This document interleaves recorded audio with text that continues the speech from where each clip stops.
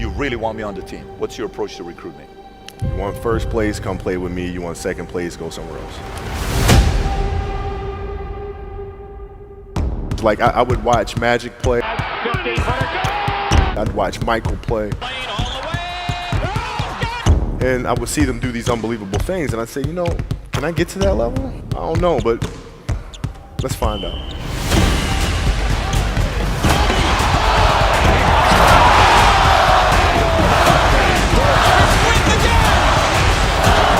That's why he's the best player in the game. Everything was done to try to learn how to become a better basketball player. Everything. And so when you have that point of view, then literally the world becomes your library to help you to become better at your craft. So because you know what you want, the world's giving you exactly the information you need to become better at it. Because you know what you're looking for. So many guys tell stories about your work ethic. Yeah. What was really your work ethic like, and for how long did you stay disciplined? Well, I mean, every day. I mean, since 20 years. I mean, it was an everyday process, and trying to figure out strengths and weaknesses. For example, jumping ability. Man, my vertical was a 40, it wasn't a 46 or a 45. My hands are big, but they're not massive. Right? So you got to figure out ways to strengthen them so your hands are strong enough to be able to palm a ball and do the things that you need to do. Quickness, I was quick, but not insanely quick. I was fast, but not ridiculously fast. Right? So I had to rely on skill a lot more. I had to rely on angles a lot more. I had to study the game a lot more.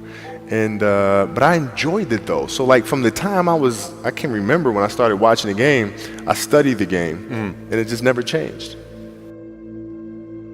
It's a good separation for me, emotionally, to be able to put myself in a place where at practice or when I'm training or during games, I switch my mind to something else. I switch my mode into something else, right? For me, it's the equivalent of Maximus, Decimus Meridius, and Gladiator picking up the dirt, smelling the dirt. It's go time, right? So that was my mental switch. It was like an actor getting ready for a film. You got to put yourself in that cage. When you're in that cage, you are that character. And then when you leave there, it's something completely different. But when I'm in that cage, bro, don't touch me, don't talk to me. Just leave me alone. How did you get mentally and emotionally so strong where it doesn't bother you? Well, you got to look at the reality of the situation. Like for me, it's not, you kind of got to get over yourself. Like, it's not about you, man. Like, okay, you feel embarrassed. You're not that important. Like, get over yourself. That's where you go. Get over yourself, right? Like you're worried about how people may perceive you, and like you're walking around and it's embarrassing because you shot 5 air balls. Get over yourself. Right? And then after that, it's okay, well, why did those air balls happen? Got it. High school, year before, we played 35 games, max, right? Week in between, spaced out, plenty of time to rest. In the NBA, it's back to back to back to back to back to back to back. I didn't have the legs. So you look at the shot, every shot was online. Every shot was online, but every shot was short. Right? I got to get stronger. I got to train differently. The weight training program that I'm doing, I got to tailor it for an 82-game season so that when the playoffs come around, my legs are stronger and that ball gets there. So I look at it with rationale and say, okay, well, the reason why I shot air balls is because my legs aren't there. I go, well, next year they'll be there. That was it. Done. Were there some names that you looked at and says, these 3 guys are as crazy as I am? At the time, I deal with what I've referred to as Goat Mountain. I went to Goat Mountain, and I talked to Magic, Michael, Bird, Hakeem Olajuwon, Jerry West, Oscar Robinson, Bill Russell. So I would talk to them. What did you do? What were your experiences? Michael in particular, he's become my big brother. He's been my big brother since I first came in the league. And what was that process like? So I went to them and started understanding the ins and outs of the game and how they approach things and their level of detail and obsessiveness, and that's what I did. The players that had that passion but weren't willing to commit their entire lives to doing that, right? It's a choice, right? You have other things, you have family, you have all these other things that you have to do. The game can't really be your #1 priority. And so I was looking at that like, man, this is gonna be fun. If I'm buddies with you from high school, if I'm a cousin of yours, what happened to our relationship? How did that gravitate when you went into the league and you're determined to become the greatest, or you're determined to become one of the greatest? What happens to our relationship? Oh, it suffers. It does suffer. Oh yeah. Okay. Yeah. And you understood that. You were okay yeah. with that. Oh yeah. And the people that love you, like friends and family, like they know that about you. Got it. So they let you be you. And when you reconvene, you pick back up where you left off. But make no mistake about it, everything in between is lost, right? So those long-term relationships, the commitment of time of, taking vacation. Like I see a lot of players take vacations with other players that are close friends.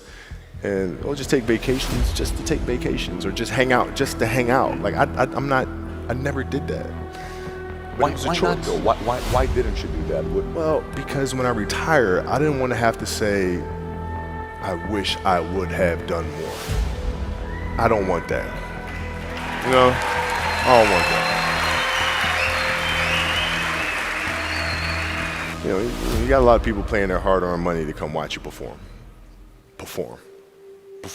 It's your job to be in shape. It's your job to be strong enough to perform at that level every single night. And as a competitor, I'm not ducking shit. Like it's not, oh my God, my back hurts, I'm sore, we got to play Vince Carter and Toronto Raptors tonight. We actually had this happen. We had a game against Toronto in 2000, and Vince was tearing the league up. My back was jacked. But like the perception of that, like what? Kobe's missing the game against Toronto and Vince Carter because my back was really spasming. But people will be like, what? Oh, he's ducking Vince. Excuse me? No, I don't think so. So I would be in the layup line like, okay, there's a lot of days where you can rest and recover. Today ain't one of them. Your back can bother you any other day. That shit ain't bothering me today. Wow. He gonna have to see me today. Yeah. Oh man. Yeah. If you're looking at big investments you got to make, what is the decision-making process there? Do you call? Is there first you do your own research? You take this much time. You call an advisor. Is there a system you follow? It's pretty simple for me. It's do you understand the business? Is it a business that you can help in some form or fashion? What are the barriers of entry to that business? And then the entrepreneurs themselves, the company itself, right? Do they have a culture that you believe is sustainable? Are these leaders people that you believe in? Are they people that are obsessives? And in turn, have they created a culture of obsessiveness? So I tend to look at those 4 factors, and that's it. That's big right there, by the way. I don't know if you guys caught that right there. That's pretty massive right there. Same determination. What's your current work schedule look like today? It's different because I personally am not writing every word of the novels. I am not animating the films. What I have to do now is make sure that the people that we bring in, these obsessives that we bring in, are challenging themselves to do the best job that they think they can do. That's what I'm there for, is for them to constantly look in the mirror and self-assess and challenge themselves. If we have a project and you're saying, okay, I can do that, that's not the project we want. The projects that say, I don't know if I can animate that. I don't know how to write that story. I don't know how to do that. Those are the things we want, because through that curiosity, you'll reach a level that you didn't think was possible. And so running the studio, that's what I'm doing.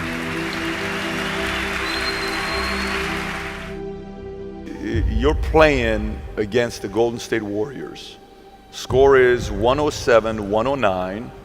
You guys are close to getting into the playoffs. You know exactly what happens in the game. You go up, you're about to take your shot, and then all of a sudden, boom, Achilles happens, right?